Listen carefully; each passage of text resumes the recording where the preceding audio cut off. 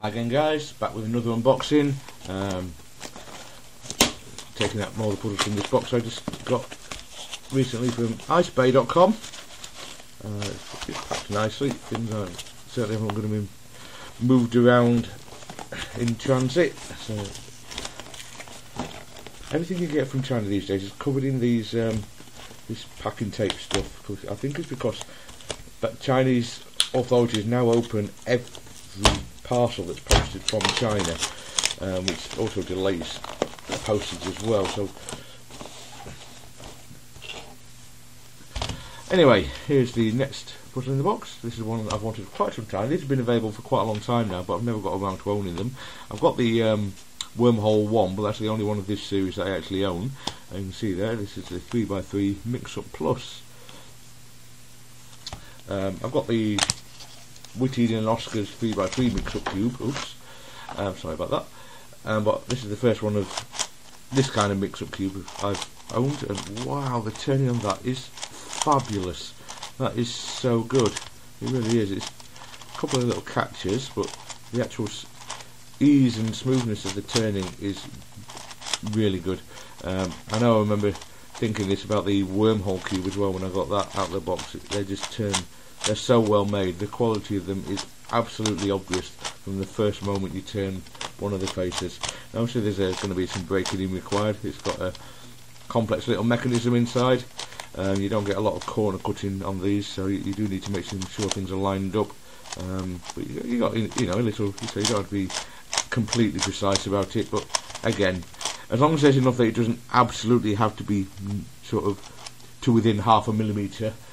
That's all the corner cutting I need on a puzzle like this. I'm not interested in, you know, it needing to corner cut by half a cube or anything. So yeah, if this is something that's new to you, this is the Mixup Plus series. There's quite a few puzzles in the series. Let me just grab the wormhole cube actually to show you the similarity. So here's the Worm Cube 1, which I've had for quite some time. A very fun puzzle actually. I'd recommend one of these if you haven't got one already. And as you can see, they're very similar makeup, size, shape. Lots of common pieces. So yeah, if you're not aware of how this this Mixup cube works, basically you can do 45-degree turns on the center layers, and you can swap the centers and the edges, which is just like the WitEden and Oscar Mixup cube in that sense.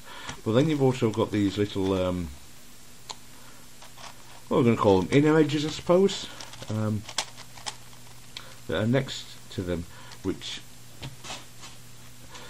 have somehow got to be solved, even though you can't actually turn those separately in any way. So I suspect those are going to be the challenging aspect of this puzzle, is to get these inner edges solved.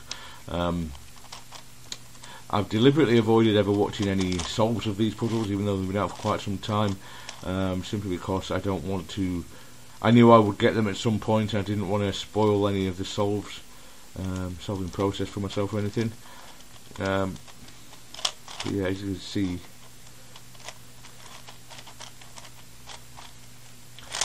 yeah, it's a little bit catchy sometimes, but I think with breaking in it'll be fine. Yeah, you separate those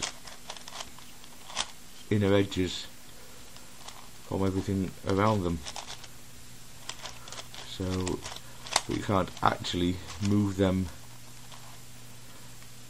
So it's interesting how I'm impressed that wasn't scrambled then actually with the number of turns I just made. But yeah, it's going to be interesting to figure out how to solve them. I suspect what you've got to do is match them up with their corresponding edge pieces, and then basically reduce it to a 3x3. But yeah, who knows? I'll go away and give it a solve and see how I fare with it. So I guess I'll do my usual and scramble this up and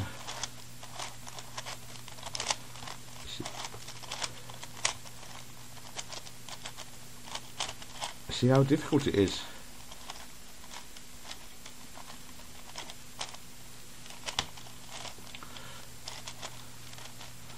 Oh, this thing is awesome. I love it.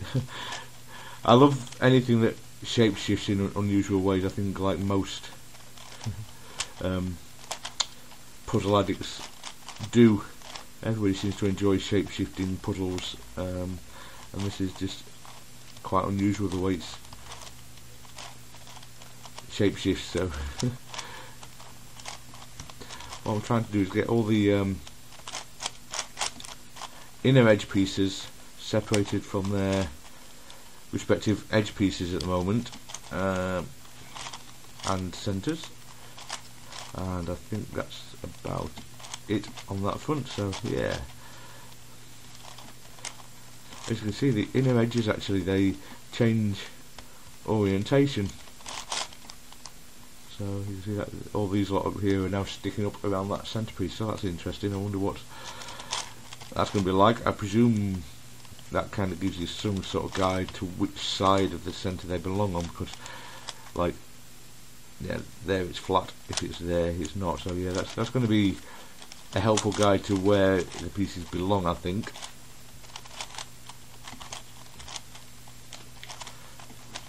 Yeah, I think I'm going to about call that scrambled. It looks quite impressive. I like that. I'm looking forward to solving it. Alright then guys, I'll go away and give it a try to solve it and get back to you with my thoughts later. Thanks for watching. Okay then, so as you can see, the 3x3 mix-up is now solved. This one took me a while. It's a good few hours working on this. Very fun puzzle. The turning quality has just got better and better. The catching that I had problems with slightly in the first part of this video has pretty much gone away, so obviously it's worn the flashing away. I hadn't noticed before, but some of the stickers aren't too well placed, especially on the white face there. You can see they come very close together there and very far apart there. I think what perhaps has happened is that these inner white edges are in a different position to what they were, so they looked okay originally, and then as I swapped these pieces around so they were next to a different one to what they were before, they've changed places, so they've actually don't kind of match up with the pieces they're next to with the sticker placement anymore. So I might actually have to see if I can reposition those, because they really don't look good on that white face. The others aren't too bad. There's a few little ones here and there like that yellow there. Well, the rest aren't too bad, but that white face really doesn't look good at all. I mean, these ones are basically touching and these are miles apart, so I might see how well they peel off and stick back down again. But yeah, as for the solve, it's quite challenging. It wasn't horrendously difficult. It took me a little while to find a way of matching up the inner edges with the outer edges. I eventually found a little commutator that cycled those around, so that worked okay. Then you had situations where you'd end up with just two inner edge pieces flipped, where when I say flipped I mean they are oriented incorrectly. They're in the right position but they're oriented incorrectly, so that took me a little while to figure out as well. And then I ran into some parity problems towards the end of the solve.